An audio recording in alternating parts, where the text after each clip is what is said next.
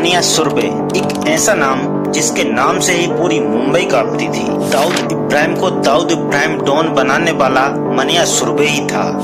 12 साल तक मुंबई पुलिस को चकमा देने के बाद 11 जनवरी 1982 में उसका एनकाउंटर हो जाता है। ये एनकाउंटर देश का सबसे पहला एनकाउंटर बन जाता है। तो दोस्तों, आइए आज की वीडियो में जानते हैं 1980s के दशक का सबसे बड़ा डॉन मनिया सुरभि की ट्रू लाइफ स्टोरी को। 8 अगस्त 1944 में महाराष्ट्र के रत्नागिरी में मनिया सुरभि का जन्म होता है। इसके 8 साल बाद 1952 में मनिया सुरभि मुंबई आता है अपनी माँ और सौतेले पिता और सौतेले भाई के साथ। मुंबई की एक चौल में ये लोग रहना शुरू करते हैं और वहीं पर इन लोगों की स्कूलिंग होती है। मनिया सुरभि पढ़ाई में बहुत ही तेज था, लेकिन उसका जो बड़ा भाई था भार्गव सुरभि, उसका पढ़ाई में बिल्कुल मन नहीं लगता था। कुछ साल बीतते हैं और समय के साथ दोनों भाई बड़े होते हैं और अब समय आता है 1966 और 1967। मनिया सुरभि का बड़ा भाई भार्गव अब भार्गव दादा बन चुका था। वो अवैध शराब का धंधा करने लगता है। अपने आसपास के इलाके में दुकानदारों से, व्यापारियों से वो हफ्ता वसूली करने लगता है, डराने लगता है, धमकाने लगता है। भार्गव हमेशा से चाहता था कि मनिया सुरभि पढ़ लिख कर एक अच्छा आदमी बने, इसलिए उसने मनिया का एडमिशन कराया दादर के कीर्ति कॉलेज में। मनिया पढ़ाई में बचपन से ही तेज था। उसने वहाँ के बीएससी केमिस्ट्री में अपनी डिग्री ली और वो भी उस समय के 78% से। मनिया सुरभि हमेशा से शांत रहता था। उसने कभी भी अपने कॉलेज में झगड़ा नहीं किया था, जबकि उसका भाई हमेशा से इन सब चीजों में रहता था। उसके बाद भी मनिया को कई बार पुलिस स्टेशन जाना पड़ता था। पुलिस उसको घर से उठाकर ले जाती और जेल में डाल देती और उसको मारती पीटती। ऐसा इसलिए होता था क्योंकि उसका बड़ा भाई जो भी कांड करता था उसकी सजा मनिया को मिलती थी। भार्गव जो भी क्राइम करता था उसके बाद वो कुछ दिनों के लिए मुंबई से गायब हो जाता था और इसके बदले मुंबई पुलिस मनिया को उठाकर ले जाती, उससे पूछताछ करती और उसको मारती पीटती। अब साल आता है 1969। 1969 में कुछ ऐसा होता है जिससे मनिया सुरभि की पूरी जिंदगी बदल जाती है। मुंबई के दादर इलाके में मनिया सुरभि के भाई भार्गव ने एक व्यापारी को 50,000 रुपए ना देने की वजह से हॉकी और डंडों से इतना मारा कि वो अधमरा हो गया और बाद में उसकी मौत हो गई। अब मुंबई पुलिस इस केस का इन्वेस्टिगेशन करती है और पता चलता है कि इस केस में मनिया सुरभि भी शामिल है। जब भार्गव दादा उस व्यापारी को मार रहा था, जब वहाँ पर मनिया सुरभि भी मौजूद था, लेकिन उसने मारने में कोई मदद नहीं की थी। अब मुंबई पुलिस इन दोनों भाइयों को अरेस्ट करती है और जेल में डाल देती है और कुछ दिनों बाद इन दोनों की कोर्ट में पेशी होती है। इन दोनों को कोर्ट ले जाया जाता है और कोर्ट इन दोनों भाइयों को आजीवन कारावास की सजा सुनाती। अब मनिया सुरभि का पूरा करियर खत्म हो गया था और उसको इतना गुस्सा आया कि उसने जज के सामने IAS दाभोलकर को जान से मारने की धमकी दे दी। IAS दाभोलकर ही इन दोनों के केस को हैंडल कर रहा था। इसके बाद इन दोनों भाइयों को पुणे की येरवाड़ा जेल में भेज दिया गया था। ये साल था 1969। जेल में मनिया सुरभि की मुलाकात होती है शेख मुनीर से और इन दोनों में अच्छी दोस्ती हो जाती है। इन दोनों ने करीब 8 साल जेल में साथ बिताए। शेख मुनीर की सजा खत्म हो जाती है और मनिया की सजा खत्म होने में अभी टाइम था, तो मनिया जेल से भागने का प्लान बनाता है। मनिया जेल में भूख हड़ताल पर बैठ जाता है और कई दिनों तक वो खाना नहीं खाता है, इसलिए उसका 20 किलो वजन भी कम हो जाता है और तबीयत बहुत ज़्यादा खराब हो जाती है। तो पुलिस उसको पुणे के ससून हॉस्पिटल में भर्ती करती है। हॉस्पिटल में मनिया के 2 दोस्त आते हैं, बाजीराव और शेख मुनीर। ये दोनों वहाँ पर तैनात पुलिस के ऊपर फायरिंग करते हैं और मनिया सुरभि को वहाँ से भगाकर ले जाते हैं। अब पुलिस मनिया सुरभि को ढूंढने में लग जाती है और मनिया सुरभि पुणे से निकलकर मुंबई आ जाता है। मुंबई आकर इसने शेख मुनीर और बाजीराव के साथ मिलकर अपना गैंग शुरू किया और यहीं से मनिया सुरभि क्राइम की दुनिया में कदम रखता है। 2-3 दोस्त और थे इसके जो जेल में मिले थे, वो भी जेल से निकल जाते हैं और इसकी गैंग में शामिल हो जाते हैं। 1977 में इस गैंग ने पहली डकैती की थी और वो थी 5700 की। वो उस समय काफी थी।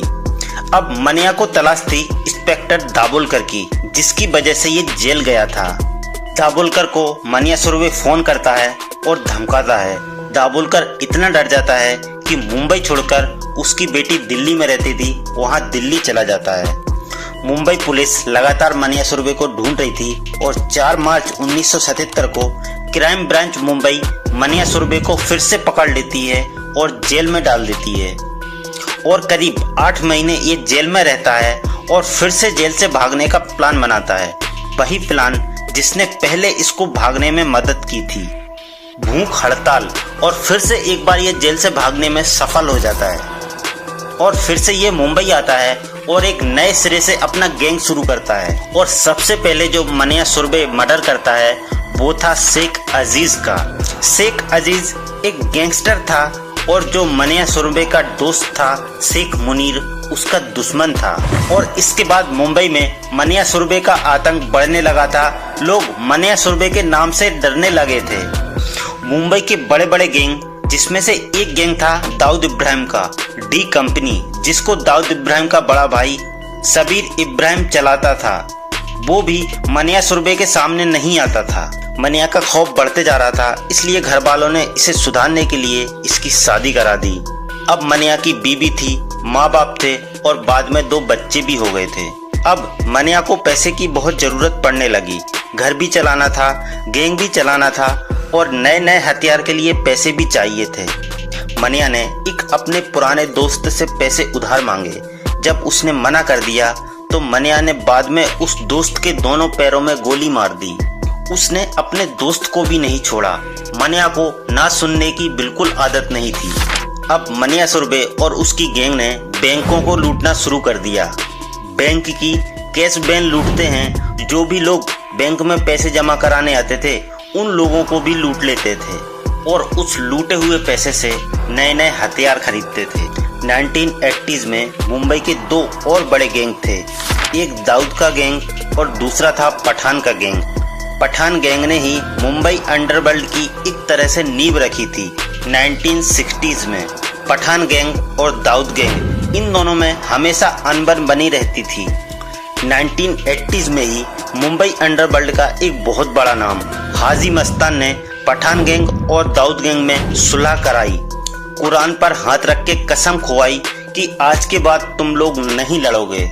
ये सुलह होती है, लेकिन इसके करीब 7 महीने बाद पठान गैंग के आमिरजादा और आलमजेब इस सुलह को तोड़ने का प्लान बनाते हैं। ये प्लान था साबिर इब्राहिम के मर्डर का, दाऊद इब्राहिम के बड़े भाई का।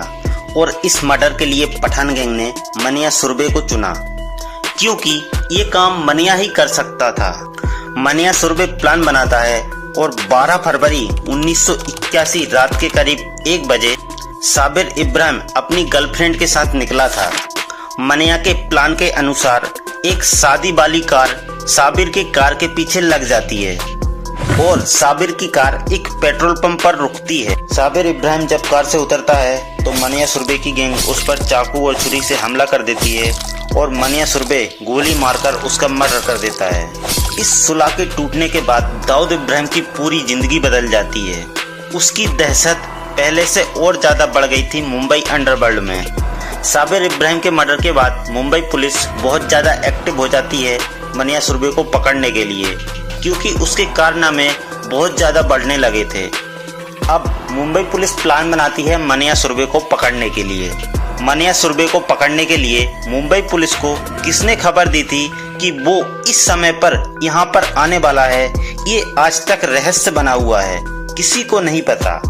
इसकी यहाँ पर 3 थ्योरीज हैं। ये टिप मुंबई पुलिस को कैसे मिली? पहली थ्योरीज ये है कि वर्धा राजन मुदालियर मुंबई अंडरवर्ल्ड का एक बहुत बड़ा डॉन था। बताया जाता है कि एक फंक्शन में मनिया सुरभि और वर्धा के बीच में अनबन हो जाती है और वो पुलिस को ये खबर दे देता है। दूसरी थ्योरीज ये है कि दाऊद इब्राहिम के बड़े भाई का मर्डर मनिया सुरभि ने किया था तो मनिया सुरभि को मारने के लिए दाऊद इब्राहिम पुलिस को ये खबर दे देता है। और तीसरी थ्योरीज ये है कि मुंबई पुलिस ने 1981 में ही मनिया सुरभि को मारने का प्लान बना लिया था। मनिया सुरभि की जो गर्लफ्रेंड थी वो मुंबई पुलिस से मिली हुई थी। पुलिस के प्लान का वो भी एक हिस्सा थी।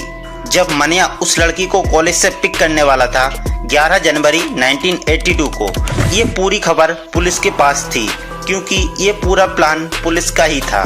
11 जनवरी 1982 को पूरे मुंबई में नाकाबंदी हो जाती है ताकि मनिया सुरभि मुंबई से बाहर न जा पाए। जिस कॉलेज में मनिया सुरभि आने वाला था अपनी गर्लफ्रेंड को लेने के लिए, वहां पर पुलिस की टीम कॉलेज ड्रेस में तैनात थी और बुक के अंदर गन छुपाई हुई थी।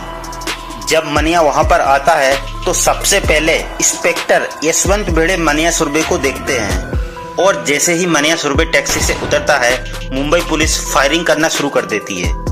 8 गोली मनिया सुरभि को लग चुकी थी लेकिन फिर भी वो जिंदा था। पुलिस मनिया को वैन में डालती है और वहां से उसे हॉस्पिटल ले जाया जाता है, लोकमान्य तिलक हॉस्पिटल। बीच रास्ते में जब तक उसकी सांस चलती है वो मुंबई पुलिस को गाली देता रहता है। उसका मानना था कि उसे क्रिमिनल मुंबई पुलिस ने ही बनाया था और वो मुंबई पुलिस को गाली देता रहता है जब तक उसके शरीर से आत्मा नहीं निकल जाती। और उसी साल 1982 में उसकी गैंग का भी एनकाउंटर हो जाता है और इस तरह इस पूरी गैंग का खात्मा हो जाता है।